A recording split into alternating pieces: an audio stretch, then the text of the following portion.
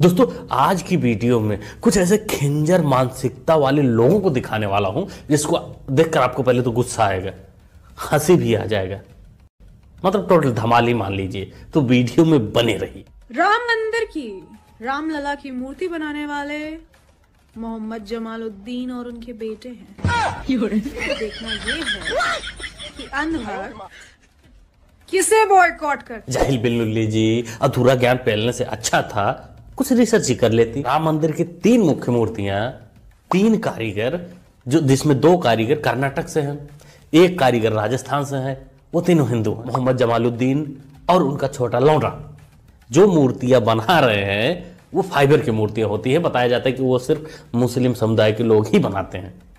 वो तीनों मूर्तियां मंदिर परिसर में नहीं, शोभा बढ़ाने के लिए बाहर लगाई जाएंगी। तो इसलिए कहते हैं लुल्ली जी ठीक है प्रोपेगेंडा फैलाना अपनी जगह ठीक है, तेरा काम है, लेकिन रिसर्च करके थोड़ा। अगर कश्मीर वैली और जम्मू कश्मीर आज भारत के साथ है, उसका श्रेय अगर किसी को जाता है तो पंडित जवाहरलाल नेहरू को जाता है, शेख अब्दुल्ला को जाता है। रेको पर है कश्मीर में दिग्विजय जी ने सरदार पटेल का नाम नहीं लिया, एक नाम लिया शेख अब्दुल्ला का, दूसरा नाम लिया जवाहरलाल नेहरू का। तो वो होम मिनिस्टर थे, क्यों नहीं दिया भाई?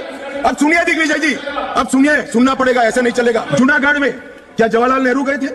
हैदराबाद में जवाहरलाल नेहरू गए थे, लक्षद्वीप में जवाहरलाल नेहरू गए थे, जोधपुर में जवाहरलाल नेहरू गए थे। जवाहरलाल नेहरू एक ही जगह काम देखते थे, जम्मू कश्मीर में, जिसको आधा छोड़कर आ गए। दिग्गी राजा, तूने गलत पंगा ले लिया था। तुमने सोचा कि हम कुछ भी अधूरा ज्ञान फैलेंगे और मोटा भाई सुन लेगा, लेकिन तेरे को पता होना चाहिए, अब तो समझ जाना चाहिए, इतना टाइम हो गया कि बीजेपी वाले पूरी तैयारी के साथ आते हैं, इसमें तो नहीं छोड़ने वाले। तो तुम लोगों के लिए सही यही रहेगा कि अगली बार मुंह खोलने से पहले अपना धोती का पल्लू चेक कर लेना।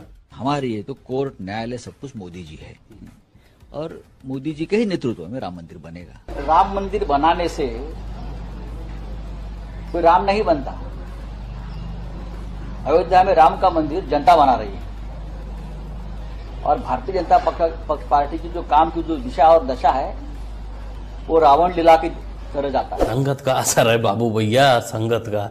जब से इन लोगों ने कांग्रेस के साथ हाथ मिलाया, पहले तो इनकी पार्टी, पहले तो सत्ता चली गई, फिर पार्टी चली गई, अब बुद्धि भी घास खाने चली गई है।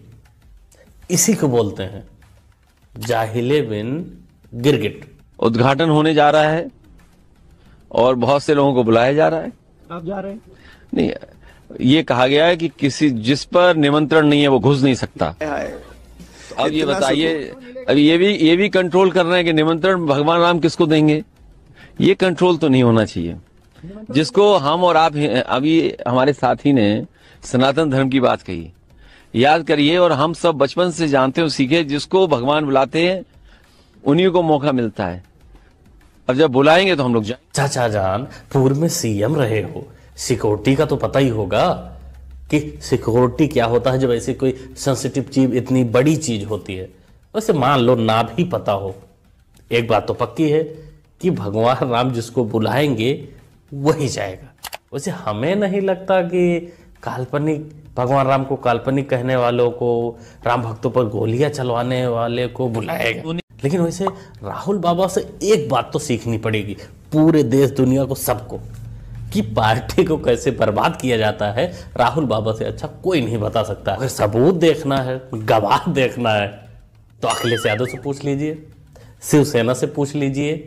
इन लोगों ने राहुल बाबा से सीखा है प्रॉपर। अब के हर इंसान ने ये सोच रखा है, मुसलमानों ने, कि हम कमल पे वोट देंगे। तालकों का हो रहा था, थोड़े आदमी सुधर गए, नहीं तो उनके घर बिगड़ रहे थे। जब हाथी निकलता है तो उनके पीछे बहुत सारे भूखते हैं, तो क्या भूखने वालों को काट तो नहीं लेते ना? अच्छा। उससे कुछ नहीं होता। हाँ। वो तो सब भूख रहा है, भूखने दो। हाँ। जीतेंगे मोदी जी। जो तलाक बैन हुआ सही हुआ, बहुत सही हुआ। अच्छा।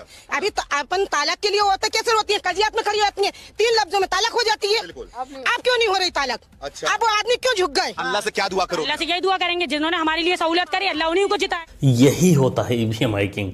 वैसे यहां जब हैक होता है तो भाई रिसॉल्व हो ही नहीं पाता। पहले एक चारा था थोड़ा कि रिसॉल्व कर सकते थे तलाक देकर, लेकिन वो भी सरकार ने डिसेबल कर रखा है, वो ऑप्शन ही नहीं शो कर रहा है। और छोटी सी सर्वे करा दी, कोई बड़ी सर्वे नहीं, पर चेक करने के लिए 7.5 घंटे युवा फेसबुक पे, इंस्टाग्राम पे, ट्विटर पे, ईमेल पे, अपने फोन पर, जैसे देखिए यहाँ पे सारे के सारे लोग फोन लिए पकड़े हुए हैं, देख रहे हैं। 7.5 घंटे नरेंद्र मोदी जी की सरकार में हिंदुस्तान का युवा सेल फोन पे बैठा है। मोदी जी से रिक्वेस्ट है भैया कि इस 60 साल के युवा को प्लीज रोजगार दे ही दो, क्योंकि यही हाल रहा तो अपने खानदान का भी पोल खोल देगा एक दिन। हम लोग तो बिल्कुल नहीं चाहते कि भाई इसके खानदान का पोल खुले। लोग खोलना है वो सही है, लेकिन अपने मुंह से तो कम से कम ना खोले। क्या कहते हैं दोस्तों आप लोग? इस क्लिप के बारे में कमेंट करके बताइएगा। ओवरऑल पूरी वीडियो आपने जो देखी